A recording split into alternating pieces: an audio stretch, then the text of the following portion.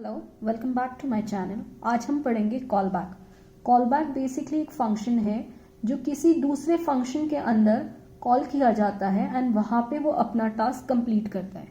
तो इसके बारे में हम और एक एग्जाम्पल के थ्रू समझ के लेते हैं।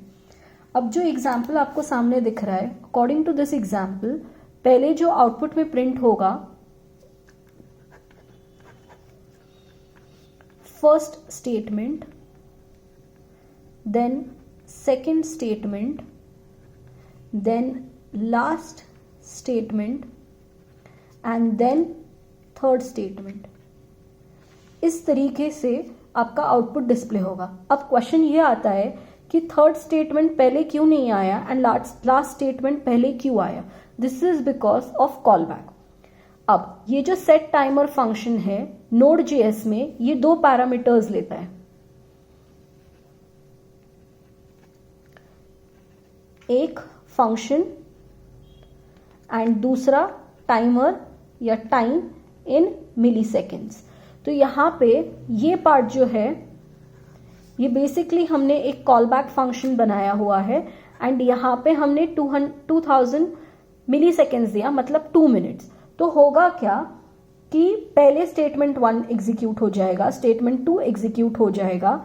ये पार्ट जो है ये ब्राउजर के किसी पार्ट में एग्जीक्यूट होता रहेगा एंड साइमल्टेनियसली आपका एग्जीक्यूशन नेक्स्ट स्टेटमेंट पे चला जाएगा। इसीलिए पहले लास्ट स्टेटमेंट आया एंड जैसे ही 2 सेकेंड्स खत्म हुआ उसने अपना रिजल्ट रिटर्न कर दिया, that is console log third statement, and इसीलिए हमें क्या दिखा, थर्ड स्टेटमेंट दिख गया।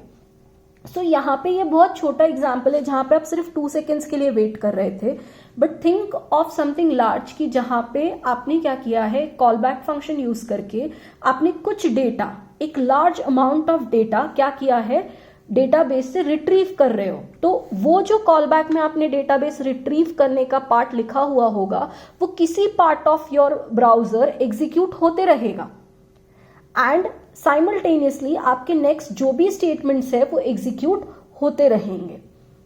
सो आई होप यहाँ पे आपको कॉल बैक का कंसेप्ट समझ में आया होगा। अगर कुछ भी डाउट है please comment in the comment section. I am happy to help you all. Thank you.